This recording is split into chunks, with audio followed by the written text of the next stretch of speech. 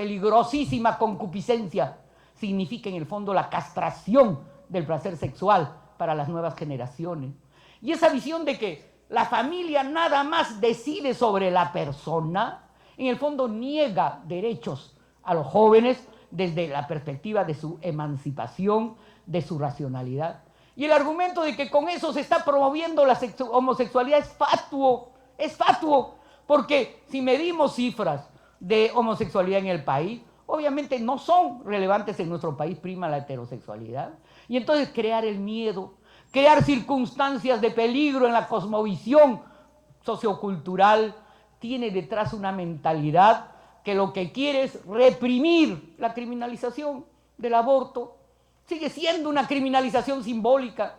Y entonces, ¿por qué en vez de reprimir de a mentiras, de reprimir haciendo figuritas, de hacer jueguitos de luminiscencia, acudiendo presuntamente a la política criminal, ¿por qué mejor no prevenir realmente, socialmente, educativamente, culturalmente, mediáticamente, al fin de cuentas, ni en seguridad ciudadana, ni en delitos sexuales?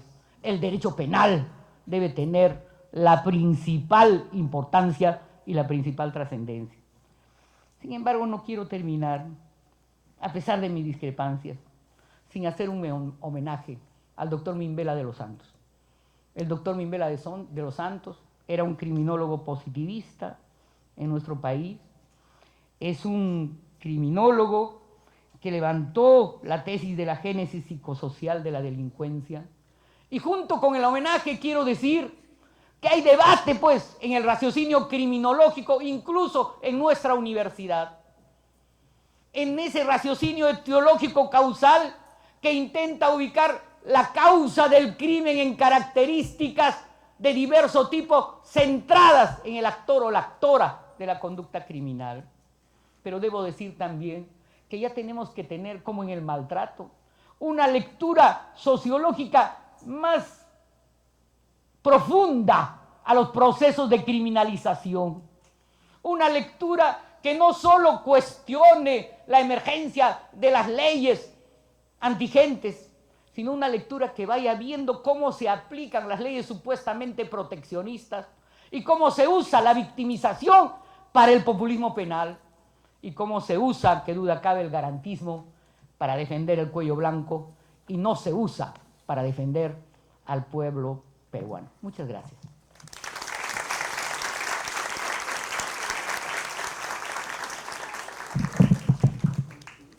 Agradecemos a la profesora Amabile León por sus palabras, siempre ciertas y contundentes con la fuerza que la caracteriza. A continuación pasaremos con nuestro siguiente invitado, para lo cual pasaré a leer un pequeño fragmento de la entrevista que se realizó y que pueden encontrar en el libro. Tenemos que dejar de hablar de un derecho penal. Las futuras generaciones de abogados nos miran extrañadas que hayamos utilizado este concepto curioso para tolerar y justificar la barbarie carcelaria e inhumana. Dirán sorprendidos cómo podíamos tener el descaro de llamar o seguir llamando a todo esto derecho penal, de estudiarlo en nuestras facultades, de dedicarles becas, sistemas de estudios y líneas de investigación. A continuación, el profesor Guido Crosato, abogado por la Universidad de Buenos Aires, licenciado en Filosofía por la misma Casa de Estudios y máster en Derecho Público y doctor en Derecho por la Universidad Libre de Berlín. Fuertes palmas, por favor.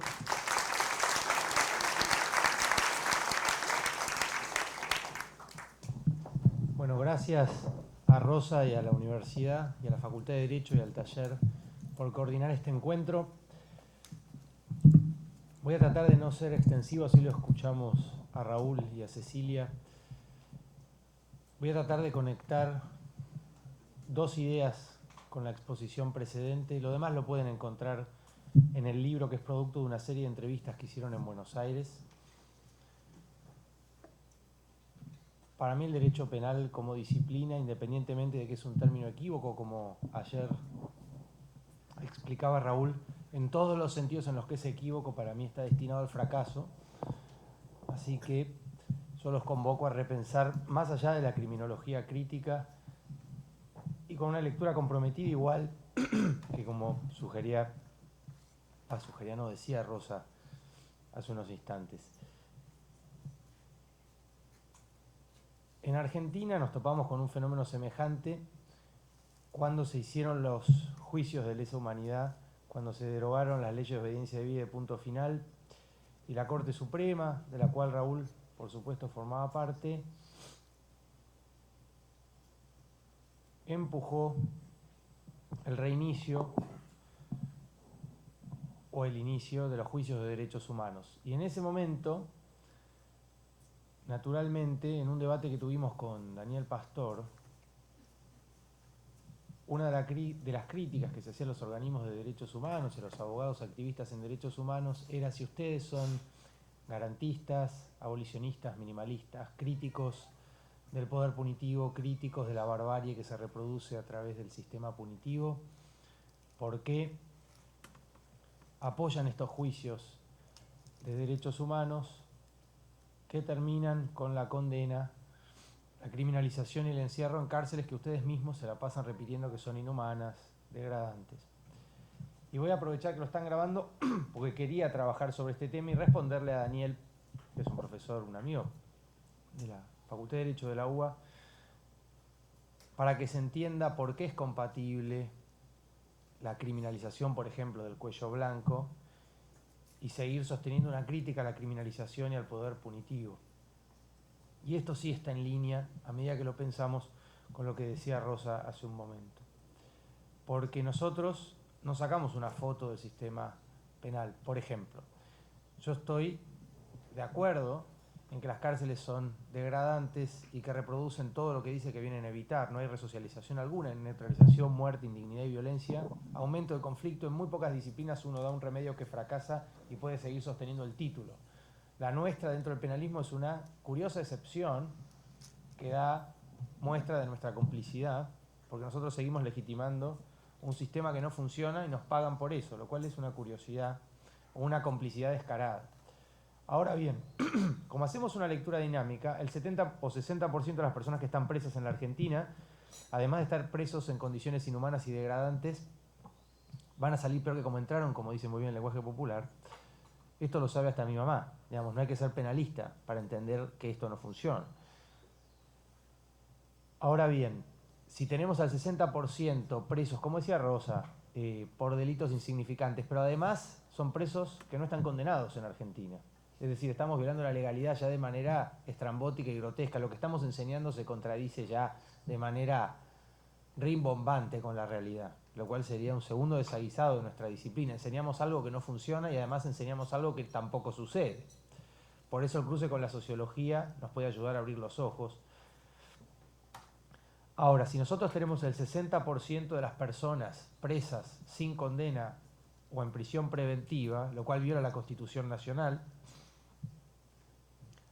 ¿por qué aparecen las críticas a la inhumanidad del sistema carcelario en los grandes medios solo cuando los genocidas son condenados por delitos gravísimos y con condenas firmes? Bueno, ahí sí, como decía muy bien Rosa, y por eso quería hacer el parangón con el caso argentino, porque eso que ella menciona nosotros lo vivimos. Los grandes medios se acordaron de las condiciones degradantes de las cárceles argentinas solo cuando, vamos a decir, muchos de los que cometieron las peores atrocidades de las últimas décadas en la Argentina fueron procesados y condenados. Y lo que yo le quería responder a Daniel, de hecho lo quiero escribir hace varios años, es: nosotros seguimos sosteniendo que el sistema penal es inhumano, y nosotros querríamos desarmar porque no creemos que aporte nada, además de un costo inútil y una barbarie cotidiana, tener personas hacinadas, matándose entre sí en cárceles, como se usa el eufemismo, autogobernadas. Nosotros creemos que tampoco para Videla o Pinochet o Fujimori, al menos lo digo a título personal, tampoco creemos que para ellos la cárcel es una solución, naturalmente. Pensamos que hay que repensar la sociedad. Esto suena muy romántico y muy amplio, pero también hay que hacerlo para poder tomar distancia respecto del poder punitivo. Lo que no creemos, y esta es la respuesta, y por eso sí creemos en la criminalización del cuello blanco, sí creemos en la criminalización de los que han cometido delitos atroces, lo que no creemos es que esta deconstrucción o esta crítica del poder punitivo o esta reforma, como decía Rosa, tenga que empezar justo por sacar de la cárcel a los pocos que sí efectivamente están condenados por delitos gravísimos con pruebas que son más que contundentes. Nos llama la atención que los grandes penalistas, que son nuestros colegas, vamos a decir más conservadores, seguidores de escuelas alemanas que todos conocemos, que no son la de Frankfurt, precisamente, se acuerdan de estas críticas, se acuerdan que las cárceles son pozos de infierno cuando los militares que torturaban, desaparecían gente, robaban bebés, son condenados. Es decir, me parece curioso que se acuerden de las banderas del garantismo solo cuando el sistema empieza a funcionar, cuando empieza a condenar criminales por delitos gravísimos con pruebas muy evidentes. ¿Por qué no se dice nada de los que están, que son la inmensa mayoría, encerrados sin una condena firme, violando la Constitución? En ese caso el agujero o la inconstitucionalidad es mucho más evidente. Pero como las personas que están presas son pobres, no llegan a los medios y no le interesan a nadie, y por eso están en esas cárceles, en esas condiciones, eso no genera ningún problema. Y eso que nos termina mostrando, que el derecho, o que el garantismo, como decía Rosa muy bien, corre un peligro, puede correr un peligro, que es ser funcional a lo que está cuestionando. Nosotros, o al menos a título personal, y esto se vincula a lo que leían hace un momento, yo no creo que sea posible un derecho penal humano, como sostiene Raúl. Creo que es posible a lo sumo un derecho penal menos inhumano. Como reflexión y como práctica, como dice Raúl, es verdad que es un término equívoco. A veces nos referimos al sistema punitivo, otras veces nos referimos a la dogmática penal o a la filosofía que hay detrás del derecho penal. Yo en cualquiera de esos sentidos creo que es una disciplina que está perimida. Creo que en 2 o 3 décadas van a mirar para atrás y nos van a decir cómo llamaban a esto derecho, cómo se permitían esta racionalización, sabiéndolo, como saben, porque todos los que estamos aquí sabemos lo que sucede en cualquier cárcel, como nos decía Felipe, en las megacárceles detrás de las favelas en Brasil, o en cualquier cárcel de Argentina, con muy honrosas excepciones. Ahora, yo no empezaría o no malograría esta crítica o estos razonamientos que nosotros compartimos para usar justamente para sacar de la cárcel a las pocas personas que han sido condenadas por delitos graves. Y también creo que se criminaliza la pobreza y nunca se ataca la causa de esa marginalidad, y ahí sí creo que la criminalización del cuello blanco va de la mano del combate al subdesarrollo o el hambre, para decirlo de una manera más directa. Entonces, si yo creyera que es posible invertir la selectividad estructural del poder punitivo, como nos enseñó Raúl, si creyera que esto es posible, soy muy escéptico, pero si creyera que esto es posible, creería que una de las misiones es llevar adelante un programa de criminalización de cuello blanco en serio. Y tal vez no necesitamos tantas cárceles para tanta gente, pero tendríamos que empezar a meter mucha gente muy poderosa que comete crímenes muy graves y que están detrás, vamos a decirlo, no con el lenguaje de ellos, el atraso, la falta de seguridad jurídica, la exclusión de las que las cárceles son parte, porque las cárceles son para los excluidos, no son para los poderosos. Cuando un poderoso termina en la cárcel es cuando los grandes medios cómplices del encarcelamiento, de la exclusión social, levantan la bandera del garantismo. Pero esa es nuestra bandera. Y el garantismo va de la mano de la criminalización de los que excluyen socialmente, no de la estigmatización de los pobres, como decía Rosa. Entonces nosotros ahí tenemos un trabajo a nivel mediático, pero naturalmente los medios, como el sistema punitivo, suelen estar alineados y encolumnados en un mismo lugar. Entonces, ¿desde dónde operamos una resistencia? Bueno, la vida académica es un espacio importante. Cada estudiante comprometido que estudia a conciencia y que se compromete haciendo una lectura muy crítica de la realidad y de los medios que le acercan, entre comillas, una realidad. Rosa decía las viejas banderas del garantismo. Yo creo que son valiosas. Creo que hay una historia que tenemos que conocer y que los conceptos, como decía Raúl ayer, no son neutrales. No somos técnicos del penalismo, pero tenemos que hacer una crítica certera de cuáles son los postulados que nosotros podemos llevar adelante. ¿Qué programa podemos generar realista, pero realista no en un sentido naif? Es decir, teniendo conciencia de qué es lo que hay del otro lado. El garantismo no puede ser una bandera para no prisionizar a las personas que llevaron adelante la dictadura genocida en la Argentina, por ejemplo. Pero es muy elocuente que en muchos medios de Argentina, muchas de las lecturas o de los argumentos, que se reivindique el principio de legalidad para sacar de la cárcel a los genocidas, no es incorrecto, pero es interesante. Lo que falta es la ecuanimidad. Yo estoy de acuerdo en que la cárcel, como está en Argentina, también es inhumana para los genocidas. Sería yo un incoherente si no reconociera eso. Lo que no estoy de acuerdo es justo en acordarme de eso cuando un genocida va preso, y no cuando todos los días hay miles de personas que están presas en esas mismas cárceles en condiciones inhumanas y para colmo sin condena, ¿entienden? Entonces, respondiéndole la crítica a Pastor, ¿es posible desde los organismos de derechos humanos sostener programas de criminalización? Yo creo que sí, en dos sentidos. Uno es, y con esto cierro, uno es respondiendo, podemos sostener una crítica incluso radical al poder punitivo y a su vez asumir que no vamos a acabar con el poder punitivo, que es parte de una trama social de un día para el otro. Y como no vamos a acabar de un día para el otro con este sistema que Raúl ayer comparaba con campos de exterminio, cárceles de exterminio, nada menos, como no vamos a acabar con estos campos de exterminio que tenemos hoy en día de un día para el otro y lo vamos a hacer de a poco, a los primeros que yo sacaría de esas cárceles son a la inmensa cantidad de pibes que están presos sin condena por delitos absolutamente insignificantes solamente porque son pobres.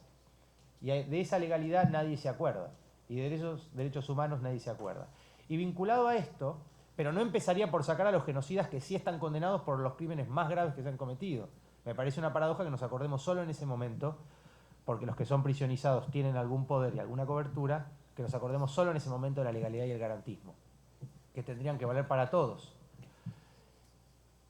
Y en segundo lugar, sí creo, o me gustaría creer, que podemos combatir y criminalizar el crimen de cuello blanco de una manera mucho más certera, comprometida y sofisticada. Para hacerlo necesitamos un compromiso, ya diría moral, de los funcionarios, de los fiscales para investigar, de los jueces para condenar. ¿Por qué es tan difícil el crimen de cuello blanco? Porque es difícil de probar, es difícil de combatir y porque son los sectores que manejan los medios de comunicación, la justicia, incluso financian la vida académica, controlan los medios que leemos, manejan la industria cultural, lo cual es enormemente complejo y sofisticado. ¿Se puede romper esa trama? Sí, pero con mucho trabajo. Y ahí sí creo que se le puede responder a Pastor también en este segundo aspecto. ¿Podemos sostener desde los derechos humanos un programa de criminalización del cuello blanco? Sí, porque mucho de esa criminalidad económica y financiera global produce los bolsones de pobreza, marginalidad y hambre que luego criminalizamos como si ese fuera el único delito o el único peligro, cuando el verdadero peligro para nuestras sociedades no es el pibe que roba un auto, sino los grandes criminales que están vestidos como yo, que están en las oficinas elegantes cometiendo delitos que nunca van a ser juzgados porque no tenemos las herramientas teóricas ni los jueces preparados para confrontarlos. Pero yo creo que si nosotros dejamos de criminalizar consecuencias, es decir, a los pobres, y nos animamos alguna vez a dar el salto y empezar a criminalizar causas, vamos a empezar a atacar el crimen de cuello blanco que genera la única criminalización que nosotros estamos llevando adelante, que es la criminalización de la pobreza, lo cual, además de una contradicción, me parece en el siglo XXI una inmoralidad. Gracias.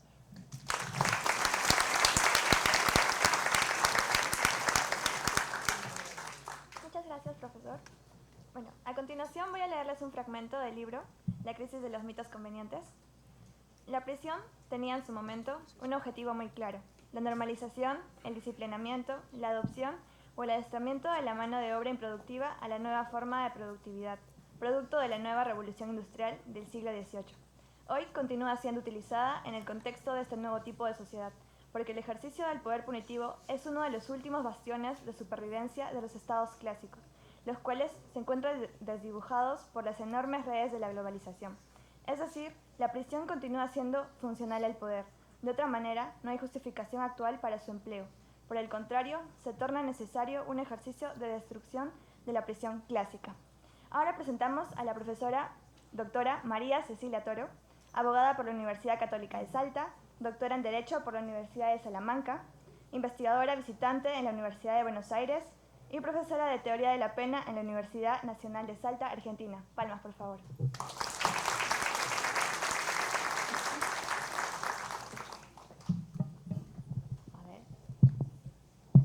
¿Ahí me escuchan bien? ¿Sí? Soy medio petiza, así que ahí lo ponemos un poco mejor, creo.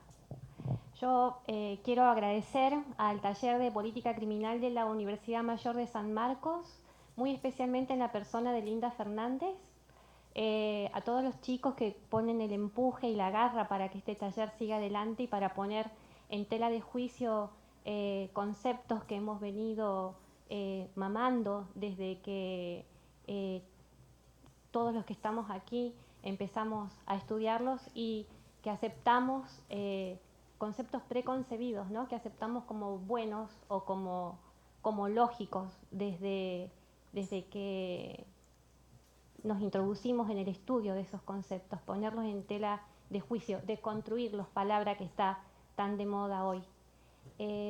Para mí es especialmente un honor, enorme, infinito honor, estar al lado del maestro Raúl Zaffaroni, porque él no lo sabe, pero yo sí lo sé. Su libro En busca de las penas perdidas fue el primer libro de derecho penal que llegó a mis manos por un profesor de la facultad que me dijo, yo creo que vos vas a hacer algún día penal, y yo le dije, no, porque yo quiero ser administrativo, penal jamás haría, una cárcel jamás pisaría. Y me dijo, toma, lee esto y después contame. Lo leí, literal, me voló la cabeza. Y desde entonces el maestro Zaffaroni es para mí como una luz en el camino que me permite seguir caminando, como decía Galeano, ¿no? Que en realidad no es de Galeano la frase, pero que la utopía sirve para caminar.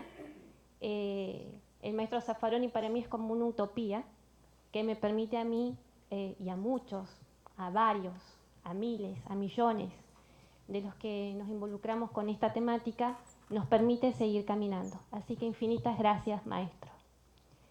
Y agradecer infinitamente también a Rosa Mavila, que es otra luz en el camino, que ella tampoco lo sabía, se lo dije la vez pasada, la toqué y dije, es real, está acá, existe, porque también la leí, la sigo leyendo, la sigo admirando, y cada que la escucho me sigue deslumbrando esa entereza, ¿no? Y esa entrega que tiene, y ese compromiso que no solo es de la palabra, sino un compromiso real, no un compromiso virtual. Y a Guido, que acabo de conocer y que seguramente viene de la misma raíz, así que es cómodo hablar cuando, creo yo, todos estamos en la misma vereda, ¿no? Lo incómodo creo que es esto de empezar a desandar ese camino, y creo que de eso se trata. Empezar a desandar el camino que venimos andando desde hace tantos siglos y que resulta tan difícil de desandar, pero que no es una tarea imposible. Yo siempre digo que para mí la historia es cíclica, ¿no? Y parece que estuviésemos encerrados en ese círculo, atrapados sin salida, ¿no? ¿Cómo romper ese círculo? Creo yo que ese es el desafío. Y me propusieron este tema, encarcelamiento masivo y proyecto de exclusión en el siglo XXI. Y quería empezar con esto de por qué decimos que la historia es cíclica, o por lo menos la historia punitiva creo que es cíclica. Yo les voy a leer dos textos y no les voy a decir de qué año ni en qué lugar suceden. El primero dice esto: yo los he visto desnudos, cubiertos en harapos, no teniendo más que paja para liberarse de la fría humedad del empedrado en que están tendidos. Los he visto mal alimentados, privados de aire que respirar, de agua para calmar la sed y de las cosas más necesarias de la vida. Los he visto entregados a auténticos carceleros, abandonados a su brutal vigilancia. Los he visto en recintos sucios, infectos, sin aire, sin luz, encerrados en antros donde no se encerrarían los animales más feroces, que el lujo de los gobiernos mantiene con grandes gastos de capitales. Texto A. Ahora les leo el texto B. Una vez que se ingresó a los pabellones, se pudo constatar las condiciones degradantes de detención. En efecto, en un espacio distribuido en dos secciones sin ventilación ni luz natural, separados por un patio techado con ladrillos que impide cualquier filtración de luz o aire, con pisos mojados de donde emana de la cloaca líquido fétido, Hemos visto cohabitar en total hacinamiento presos en situación de prisión preventiva con condenados y personas sin dolencias de enfermedades infecciosas con portadores de tuberculosis y sífilis. Cabe señalar que además los internos se encontraban descalzos y el calor y el olor que emanaba de las instalaciones tornaba insoportable la permanencia en el lugar. Voy a hacer un poco ejercicio de docencia y voy a preguntarles qué diferencia hay entre uno y otro texto. ¿Alguien me puede hablar o decir o darme algún indicio de alguna diferencia entre los dos textos? Ninguna, ¿cierto? ¿Quieren que les diga cuál es la diferencia? La diferencia entre uno y otro radica en que el primero hace alusión a un lugar de internación de la Europa de fines del siglo XVII, donde se recluían y excluían a los pobres, los míseros, los vagabundos y los locos. El segundo corresponde a la descripción de un pabellón de una cárcel argentina en la ciudad de Coronda, Santa Fe, en el año 2009. Primer texto, siglo XVII. Segundo texto, siglo XXI. ¿Cuál es la diferencia? Ninguna. Ninguna. Y a mí a veces me provoca impotencia, ¿no? Me genera esperanza, pero al mismo tiempo provoca impotencia. Son sentimientos encontrados porque mientras aquí estamos sentados, ustedes muy cómodamente, acá tomando un café, yo parar aquí hablándoles, diciendo a ver qué puedo decir de nuevo, si es que hay algo nuevo para decir. En las cárceles se sigue torturando, en las cárceles se sigue hacinando, en las cárceles se sigue matando. Las cárceles siguen siendo lo que siempre fueron y no dejarán de ser durante mucho tiempo más. ¿Qué hacer con eso? ¿Qué hacer? Por Dios, ¿qué hacemos? ¿No? Es muy fácil estar acá, es muy fácil escribir, es muy fácil hablar. ¿Qué hacer? Y en este tiempo circular, yo me voy a permitir hacer algunas lecturas para no excederme con el tiempo. Es necesario que acudamos a Borges, ¿no? Que nos dé una idea cercana a qué quiero decir con esto de la circularidad del tiempo. Yo suelo regresar eternamente al eterno regreso, nos dice Borges en su obra Historia de la Eternidad. Es que la pena de prisión y su ejecución en los recintos a los que aquí hemos eludido nos devuelven del final al principio de manera fatal, como si el tiempo no transcurriera. La concepción borgiana del tiempo implica que ese tiempo, no es una concatenación absoluta en la que puede reconocerse un antes y un después, sino que es un concepto cíclico, en tanto el retorno es eterno, del principio al final, del final al principio, sin ruptura. La noción de tiempo circular se basa en la repetición cíclica, sin tomar esta imagen como un retroceso, sino como un avance infinito hacia ese punto de partida, recorriendo la circunferencia para volver al mismo punto, y es, para poder idearlo o entenderlo de alguna manera, este tiempo circular el que pareciera que ha encarcelado a la prisión. Esta circularidad quizás se reduzca, se trate o se traduzca solamente en la funcionalidad de la pena de prisión a su extraordinaria capacidad de creación y recreación para someter al otro, a su continuidad como pena corporal. Hasta hace poco tiempo en México la pena de prisión era considerada una pena corporal. De hecho, sigue siendo una pena corporal. Así el principio nos lleva al final y el final al principio, como ese tiempo no transcurriera.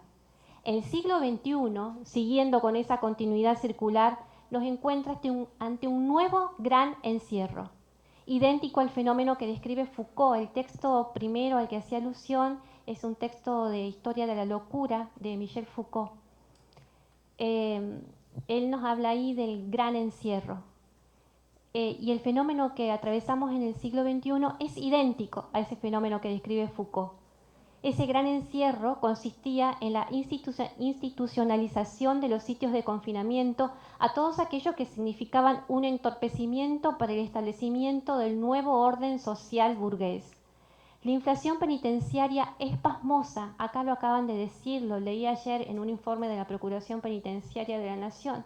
El 60% de los presos en Argentina, escuchen bien, el 60, no hablo de 0.6, no, 60% sobre un 100%. Esto quiere decir que 6 de cada 10 presos está preso con prisión preventiva, es decir, técnicamente son inocentes.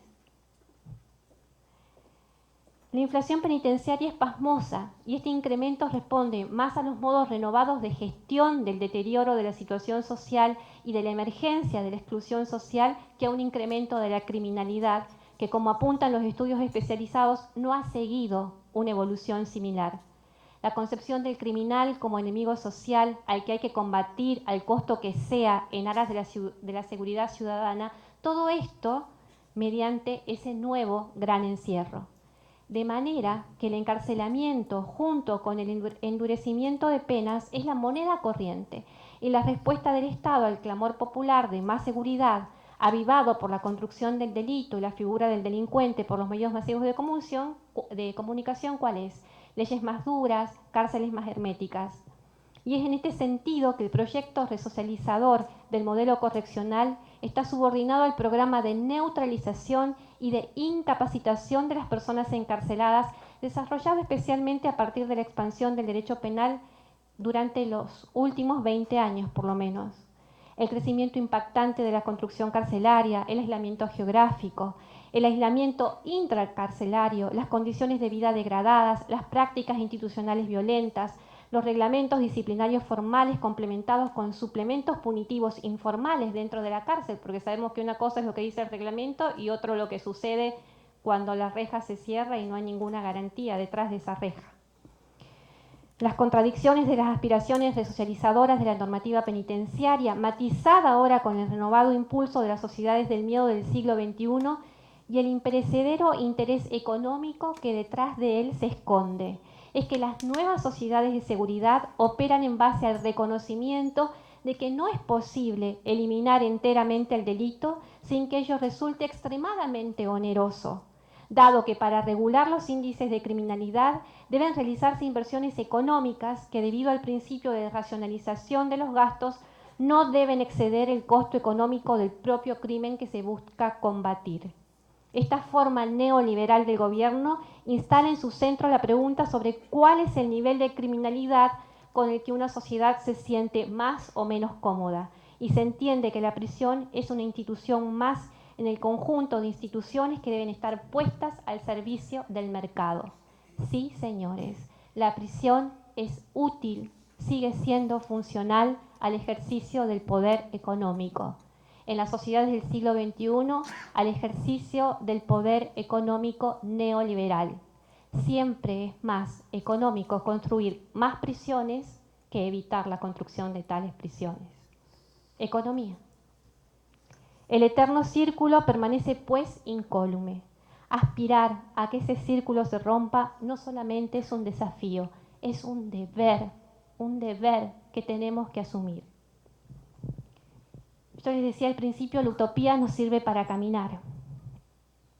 Y aquí voy a citar a un amigo mío, no porque lo haya conocido, pero un amigo con el que casi duermo todos los días porque lo leo y lo releo cada vez, Michel Foucault, que dice esto: hay países sin lugar e historias sin cronología, ciudades, planetas, continentes, universos, de los que sería imposible relevar la traza en algún mapa, ni en ningún cielo, simplemente porque ellos no pertenecen a ningún espacio.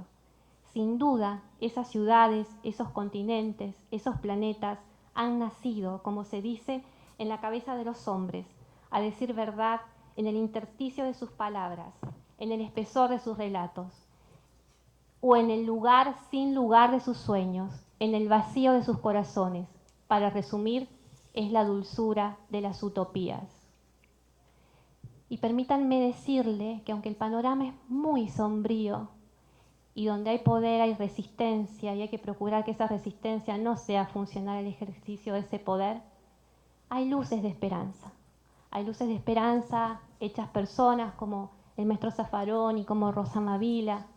Hay gente que trabaja de manera anónima y silenciosa en esos sitios que degradan la dignidad humana hasta lo más ínfimo que uno puede imaginarse. Y son esas luces de esperanza las que nos tienen que devolver, aunque parezca reiterativo, la esperanza, en que es posible transformar, en que cada uno de nosotros somos instrumentos de cambio. Las cárceles abiertas de la Araucanía chilena, el proyecto Cárceles y Familia en la ciudad de Cochabamba, que permite que los presos convivan con sus familias dentro de las instituciones carcelarias. Acá mismo en Perú, el otro día escuchábamos a los psicólogos que están rompiendo con los paradigmas que nos dicen que los abusadores sexuales no se recuperan y nos demostraban con su programa que de todos los que habían asistido voluntariamente a él, ninguno había reincidido, ¿no? Rompiendo paradigmas. En Buenos Aires, en la cárcel de Marcos Paz, la gente de la Procuración Penitenciaria, en una de las cárceles más violentas del país, lleva un trabajo titánico de mediación penitenciaria para reducir la violencia intramuros. Es decir, es muy difícil, pero no es imposible. Recuperar la dignidad humana y convertirla en el faro de todos los que hemos decidido caminar entre espinas este camino. Hacia allí creo que debe dirigirse nuestra guía, nuestro norte. No desfallecer, seguir creyendo que es posible, recuperar la esperanza. De eso se trata y por eso creo que estamos aquí. Muchas gracias.